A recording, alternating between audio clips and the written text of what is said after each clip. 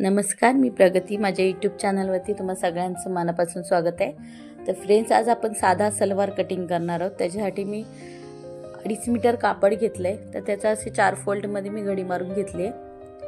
आता ह्याच्यात आपल्याला बॉटमच्या आणि पूर्ण उंचीची मापं टाकायची आहेत. तर बॉटमच्या निम्मे, आपल्याला व्हिडिओ क्लिअर दिसत नाही पण बॉटमच्या निम्मे टाकले मी बंद बाजूने, आणि त्याच्यात 1.5 इंच ॲड केलं आहे. प्लस क्रॉसमध्ये 1 इंच घेतले. त्याच्यानंतर आपल्याला उंची आपली 37 आहे, त्याच्यामध्ये 2 इंच ॲड करून 39 होते.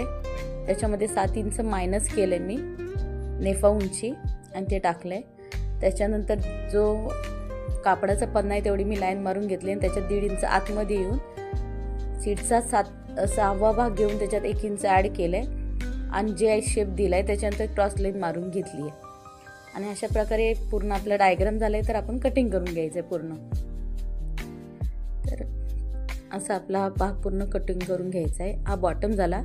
तर आपल्याला आता वरचा ही पट्टी जी मी आहे ती नॉटसाठी काढून घेते, नाडीपट्टीसाठी.